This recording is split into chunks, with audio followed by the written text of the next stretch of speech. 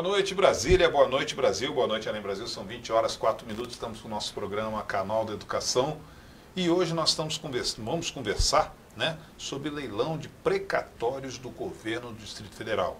Estamos recebendo aqui o diretor de imprensa, Cláudio Antunes, e o advogado do Simpro-DF, Dr. Lucas Mori, é isso? Você também que está nos acompanhando através do Facebook, pode fazer a sua pergunta, a sua contribuição, pega esses espaços de comentários e faça a sua pergunta, né? Responderemos ao vivo aqui. Vou dar meu primeiro boa noite ao Cláudio Antunes, diretor de imprensa do Simpro, que representa, nós estamos conversando sobre leilão de precatórios GDF, recebendo o advogado Dr. Lucas Mori. Boa noite. Boa noite, Valdir. Estamos aqui em mais um programa para trazer os esclarecimentos para a categoria. Acho que vai ser um programa bastante interessante. Dr. Lucas, que representa a questão desse leilão dos precatórios do GDF. Boa noite também. Boa noite a todos. O leilão dos precatórios, ele representa mais uma medida na tentativa de dar fim, né, a esse impasse que existe entre as condenações dos entes da Federação, da Fazenda Pública, não só aqui do Distrito Federal, como dos outros estados também. A gente tem até o estado de São Paulo, que é conhecido por ser o que tem a maior dívida, né? Então, hoje foi estabelecido um prazo que até 2024 tem que ser quitados todos os precatórios que estão em atraso.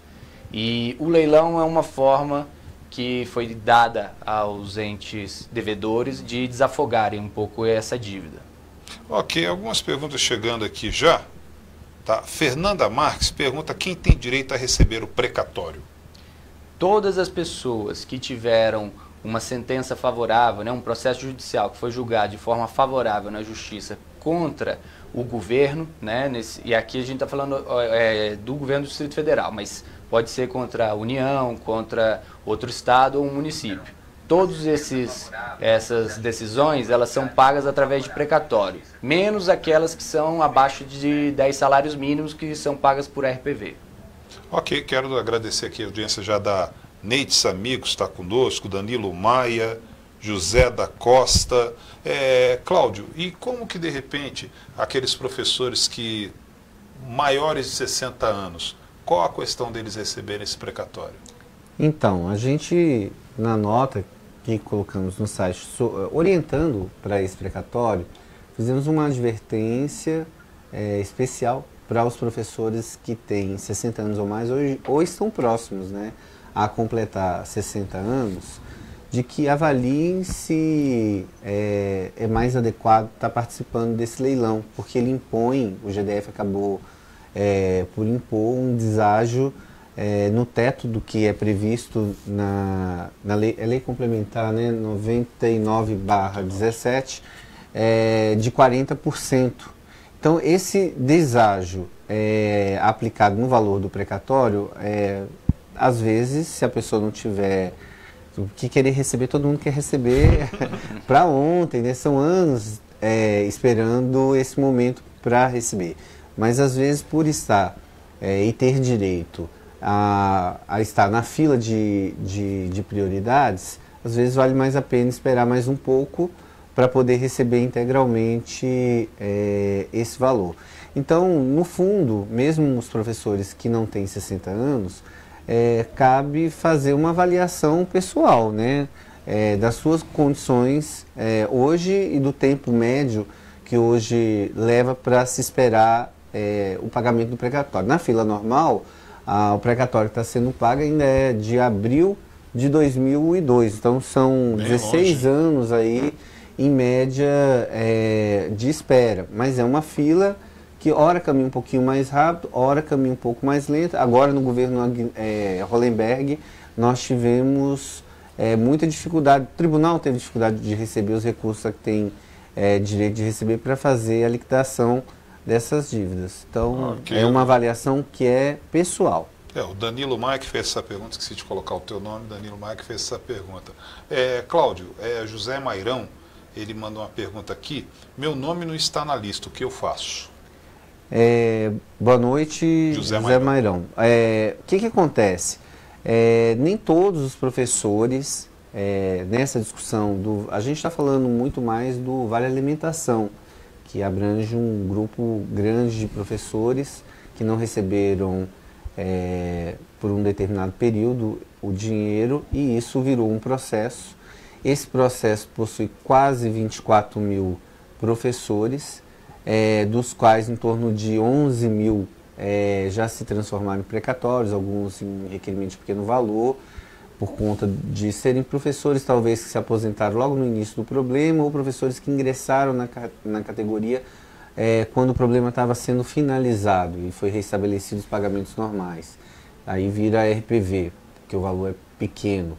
Então, assim, talvez o seu nome não esteja no grupo de precatórios, que já se transformam em precatórios. É bom dar uma passadinha no sindicato e ver, porque aqui no programa a gente não vai ter como fazer essa consulta por nome para ver em que grupo que você está. Se não virou precatório, é bom lembrar que isso é um processo aleatório dentro do tribunal. Então, ninguém, o sindicato, o nosso escritório de advogados, não escolhe o processo que vai virar precatório esse ano.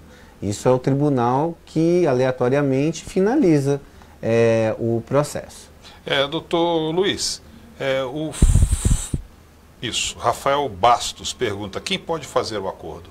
Então, o acordo, ele foi delimitado até pelo próprio Distrito Federal, tá? Então, assim, até respondendo um pouco da pergunta anterior, pode até ser que a pessoa que fez a consulta já tenha o precatório expedido, mas somente aqueles precatórios expedidos até 31 de dezembro de 2012 podem entrar nesse primeiro edital, tá? Lembrando também que esse primeiro leilão, ele só atinge uma determinada parcela, são só 100 milhões que estão sendo disponibilizados para quitar essas dívidas, e o total da dívida é de 4 bilhões. Então a gente está falando de um montante muito alto para o tamanho da verba destinada.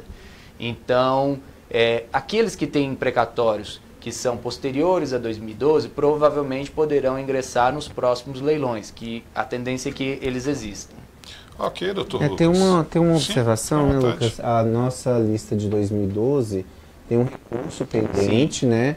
Então nós temos alguns professores que o processo deles já virou precatório, está na lista de 2012 e lá no site nós até já explicamos sobre isso. Existe um recurso pendente de ser julgado no tribunal e aí infelizmente não poderão participar deste leilão de precatório. Ok, algumas perguntas chegando aqui, mas estão estão fora de assunto, dando tempo, aí eu coloco aqui para o Cláudio, tá? Chegando perguntas sobre greve, paralisação, ainda não é o momento, se der tempo a gente tenta responder hoje. Vamos lá, o Jean Paul, Cláudio, o GDF, tendo que cumprir a princípio esta nova data da emenda, está propondo um acordo para os seus credores, o que o Simpro e o doutor recomendam? No caso aí ele está falando... Vou repetir a pergunta aqui. O GDF, tendo que cumprir a princípio esta nova data da emenda, está propondo um acordo para os seus credores. Querem saber o que o Simpro e o doutor recomenda. Essa é uma avaliação pessoal, porque do que ele está falando, provavelmente, aqui pelo que eu entendi. Havia uma data de que os estados e municípios teriam que quitar, a União, teriam que quitar esses débitos até 2020. O prazo foi dilatado para até 2024. A função política, talvez, do leilão é tentar forçar, baixar o valor que o Estado deve e ir adiantando esses pagamentos para quando chegar essa data, lá em 2024, aqueles que não quiserem participar, não sejam muitas pessoas, o valor não seja tão alto e o governo consiga lograr êxito e cumprir essa data, que hoje está fixada em 2024. Então, assim, é uma avaliação que é pessoal. Eu estava aqui até pensando, Vivaldi, eu não sei se eu falo de mim ou não, mas o que acontece? O meu também já virou precatório. E aí, como é aleatório, tive sorte, virou precatório, está lá. A decisão que eu tomei até nesse momento, que às vezes amanhã eu posso acordar com outra opinião, né? Às vezes eu chego em casa e tem uma dívida nova lá para eu pagar, é de que eu não quero. Eu vou esperar, e assim eu ouvi de muitos professores também, de que vão esperar a fila normal para receber integralmente lá na frente. Então, é uma avaliação pessoal. Eu achei que o valor que eu vou perder não é justo pelo tempo que eu esperei. Mas alguns não querem esperar. Então, cada um vai ter que colocar na balança o momento da sua vida, né, e se tem condições ou não de esperar. Só fazer uma complementação, Cláudio, que também é importante na hora da ponderação sobre a necessidade ou não de fazer o acordo. A legislação, ela determina que cada R$1 que for pago através do acordo também tem que ser utilizado no pagamento da ordem cronológica normal. Então, assim, o Distrito Federal só vai poder usar 50% da verba para o pagamento dos leilões. Ele não pode utilizar tudo só para os leilões. Então, se ele está falando agora de um edital que prevê 100 milhões para o pagamento de leilões, outros 100 milhões vão ter que ser colocados na fila normal. E isso até é importante para quem tem a prioridade. Por quê? Porque quem tem a prioridade tem que receber, obviamente, antes de todos os outros pela fila normal. Então, é bem provável que assim, ele receba pela ordem cronológica com a mesma velocidade que ele receberia pelo leilão. Tá? O que é difícil a gente afirmar hoje é que, porque nós temos alguns professores que estão na fila prioritária e que estão fazendo a opção de participar do leilão. É difícil a gente dizer para ele, não vai não, porque pode ser que você receba integralmente se permanecer na outra fila. Nós não sabemos quantas pessoas vão aderir ao leilão e em que dimensão que esse dinheiro, portanto, vai alcançar. Por isso que, antes de mais nada, é uma avaliação pessoal que todos têm que fazer, mas munido de todas essas informações. Doutor Lucas, o senhor respondeu aqui o Rafael Bastos, naquela pergunta, quem pode fazer o acordo? Certo. Aí o senhor deu uma resposta. Aí, logo depois, a Júlia Ribeiro, ela colocou assim, doutor, não é quem tem doutorado? Não. Quem tem doutorado... em relação a... eu entendi que foi referente a essa resposta, o direito. Entendi. Aí é uma questão aí social, né? Eu mesmo não faço nem questão de ser chamado de doutor, nem nada, mas tá. Eu acho que é isso que ela colocou. Eu também, eu entendi, eu gostando, por isso que eu lhe fiz essa pergunta, que eu entendi a questão do precatório. É uma coisa do direito. Do direito, Não, mas é porque eu fiz essa pergunta que eu não fiz essa mesma leitura, porque aquele papo, o assunto é esse, precatório, nós estamos conversando sobre precatório, entendi que quem fosse referente à questão. Voltando aqui a perguntas, vamos lá. Eu vou passar para o Cláudio para responder, que é Elineide Rodrigues. Boa noite. E a RPV? No governo Agnello pagava-se de imediato. Já o Hollenberg não paga. Fiz opção pela RPV e perdi dinheiro. E o atual governador não me pagou desde o ano passado. Perdi 2 vezes. Como está a fila? Eu vou falar um pouquinho, o Lucas vai complementar. Porque, olha só, o requerimento de pequeno valor são sentenças, no caso o GDF é sentenciado a pagar uma dívida para o servidor de até 10 salários mínimos. De fato, até meados de 2014, o tempo de espera para receber, quando o processo já estava finalizado e caracterizado como RPV, era bem menor do que o tempo que nós estamos esperando hoje. Girava em torno de 6 meses. E hoje a fila cronológica que existe também para o pagamento do RPV está em março de 2015, abril de 2015. E aí, diante disso, viu, Lucas, eu acho que era até importante dizer aquela ação que o sindicato fez, denunciando essa situação da demora do pagamento do RPV e que está culminando, a gente vai até fazer um jornal explicando sobre isso, do trabalho do Departamento Jurídico do Simpro, do sequestro de algumas contas do GDF para efetivar os pagamentos, acelerar um pouco desses pagamentos. Só complementando então, Cláudio, o que acontece? Isso realmente vem sendo um problema enorme, porque muita gente abriu mão de receber uma quantia maior para receber mais rápido, porque as requisições de pequeno valor têm prazo de até 60 dias para que sejam quitadas, e hoje a gente está com uma espera aí de 3 anos, que aí é inaceitável. O sindicato, né, através da assessoria jurídica, a gente fez mais de 3 mil pedidos de sequestro, né? Foram vários os pedidos que já foram deferidos, inclusive os pagamentos de RPV que hoje têm acontecido são todos provenientes desses sequestros. Só que a máquina do tribunal não consegue dar vazão a todos esses pedidos de sequestro na medida que o passivo vá diminuindo para chegar de novo aos 6 meses, aos 60 dias, que é o prazo legal.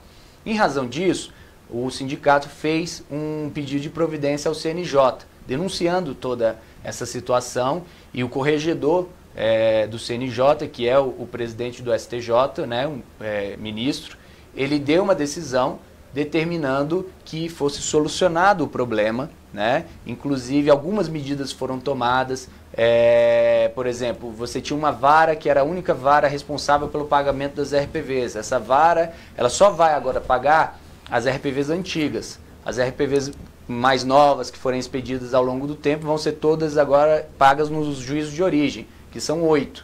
Então você dá uma vazão maior a esse passivo que está retido.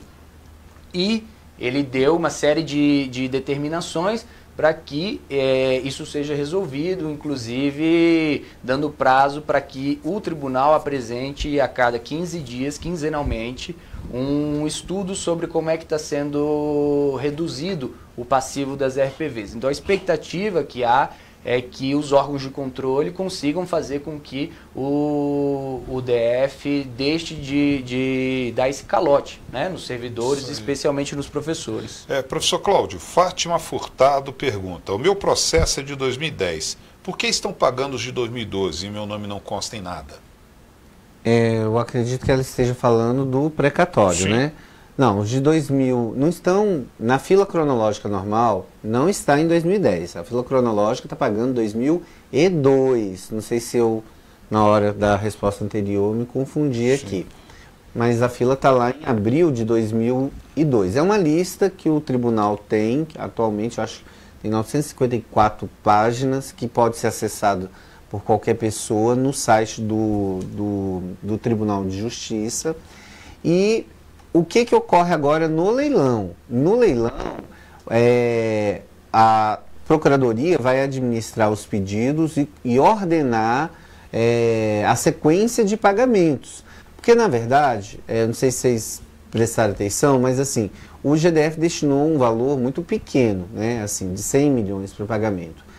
Pode até acontecer de quem fez a opção de participar do leilão, e aí eles vão trabalhando 2002, 2003, quem pediu para participar do leilão, até chegar lá em 2010. Podemos ter, né, doutor Lucas, uma situação de que o dinheiro não alcance lá 2009, 2010, que é quando a gente tem.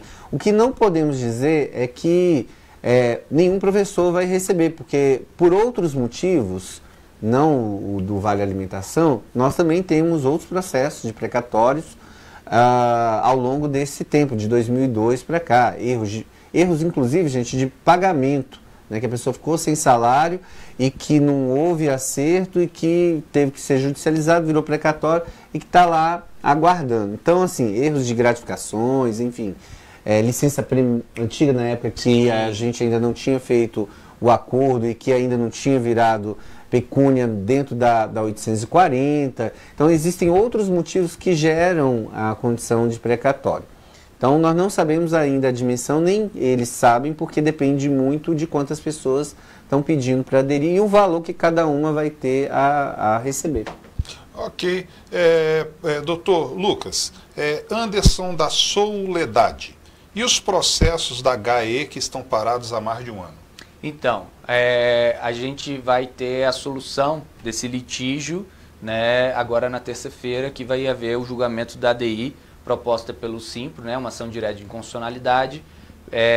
Assim, só fazendo uma recapitulação, esses processos são processos que a discussão já existe há mais ou menos 16 anos e o sindicato vem ganhando essa discussão desde então. São aí quase 2 décadas, né, de enfrentamentos judiciais em que o DF continua se recusando a cumprir e sempre buscando algum meio para poder fazer com que os processos fiquem parados, para tentar dissuadir os professores a até ingressar na justiça.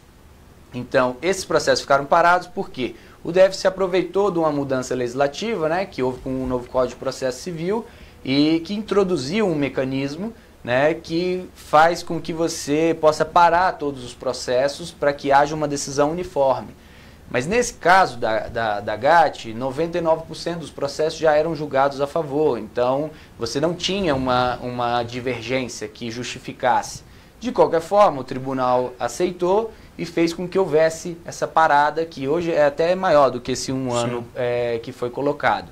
De qualquer forma, a grande discussão é se é inconstitucional ou não o texto da lei que diz que somente os professores que trabalham em turmas exclusivas podem receber. Então, aqueles professores que trabalham com alunos em turmas inclusivas não teriam o direito. Então, o sindicato propôs uma ação direta de inconstitucionalidade em relação a esse termo e o julgamento é terça-feira.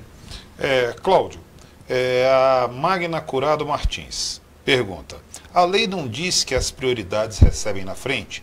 Como quem vai fazer acordo vai receber antes das prioridades? As prioridades, elas estão numa outra fila. Como o Lucas já explicou, o valor da verba que vai ser utilizada agora para pagamento de quem vai participar do leilão, também o mesmo valor tem que ser colocado para a fila normal e para a fila de atendimento prioritário, que até antecede a fila normal. Então, haverá, eu diria que quase que simultaneamente, vários atendimentos. Então, a fila não está sendo... O que não pode é alguém que está na fila de atendimento prioritário participar da de leilão também. Quer dizer, pode, mas aí você vai ter que sair da outra. Né? Então, vai abrir mão de estar lá na fila prioritária. Então, por isso o nosso pedido de cuidado, de fazer a avaliação, tendo dúvida, vir no plantão do jurídico no Simpro para ver. Mas no final é você que vai decidir se vai participar do leilão ou não. Eleusa Castro: eu em 1996 era contrato e quando começou essa questão em 1997 eu era do quadro. Entrei, peraí que é tanta pergunta chegando aí, some aqui. Era do quadro. Entrei como todo mundo e até hoje não sei se estou na lista. Eleusa Castro. Eleusa, provavelmente se você em meados de 2002, que foi quando o processo foi judicializado, foi lá no Simpro e assinou, então você está no processo. Ou já virou precatório, ou está lá junto com outro grupo que ainda não foi finalizado o processo e ainda não virou precatório. Agora tem uma coisa, esse dia eu estava até numa escola, Valdir, falando sobre isso. Tem um mito de que o sindicato ganhou e todo mundo vai receber. Não é assim. O sindicato entrou lá em 2002 com a ação, em meados de 2008 o sindicato ganha, o GDF não tem mais para onde recorrer, e aí a gente ganhou para quem? Ganhou para quem está dentro do processo, quem foi lá em 2002 e assinou. Porém, em 2008 a gente muda a estratégia, a abordagem jurídica para o processo e começamos então a individualizar para que a gente pudesse ter hoje alguns professores já atendidos, já receberam, que também é um outro mito, é o desdobramento do mito, né? Assim, ninguém nunca recebeu, não vai receber. Não é assim. Tem muito professor que já recebeu, ou por conta da fila de prioridade, ou porque na hora que foi finalizar virou RPV, já recebeu. Então, enfim, já por vários motivos, alguns professores já receberam.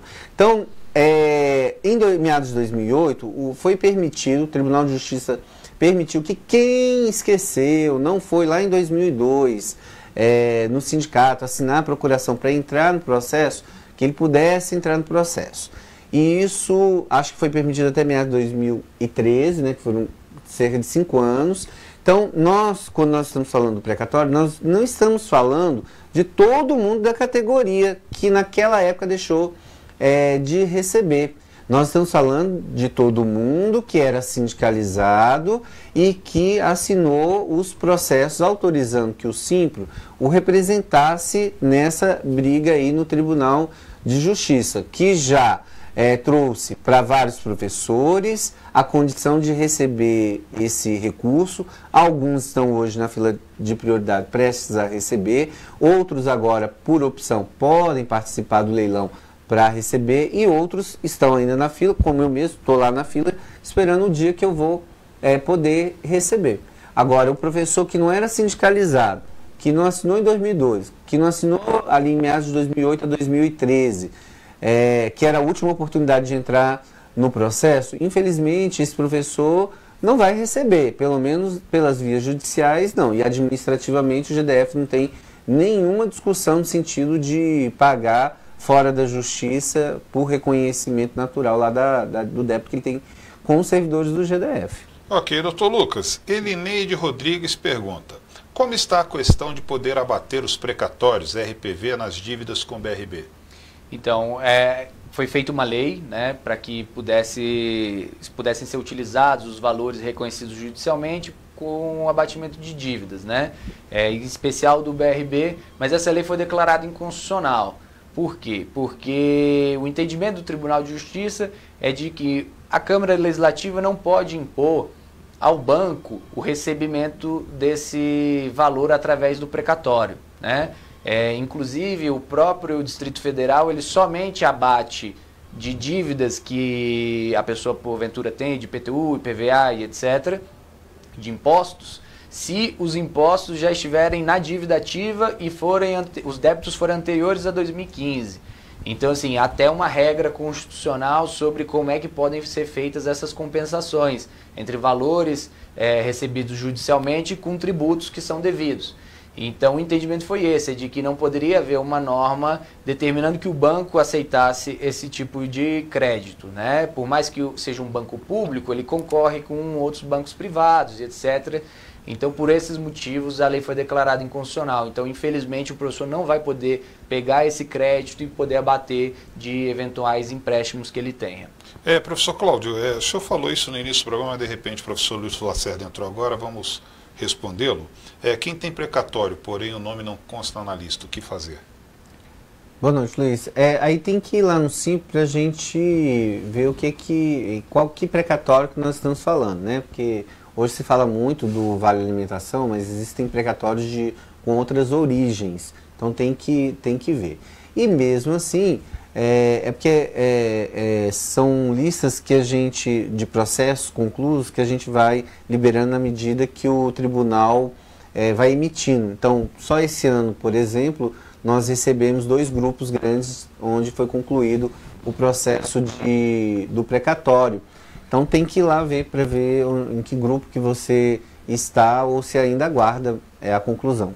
Ok, são 20h32, nós estamos chegando ao final do nosso programa. Suas considerações finais, doutor Lucas? Minhas considerações finais são de que o professor ele deve pensar bastante se vale a pena ou não fazer o leilão. Lembrar também que não é a última oportunidade. É claro que isso é uma decisão pessoal, cada um deve ponderar se vale a pena ou não. E, obviamente, aquelas pessoas que têm a prioridade, aí tem que fazer uma reflexão ainda maior, porque existe essa determinação legal de que aquele valor que for destinado para os leilões, um valor equivalente tem que ser destinado para o pagamento da ordem cronológica e na ordem cronológica estão inseridas as prioridades, né? Então, minhas considerações são nesse sentido. Professor Cláudio, suas considerações finais? Eu gostaria de dizer, gente, que a gente estivesse atento aos informes que o sindicato vem dando em relação às ações que a gente tem no campo jurídico.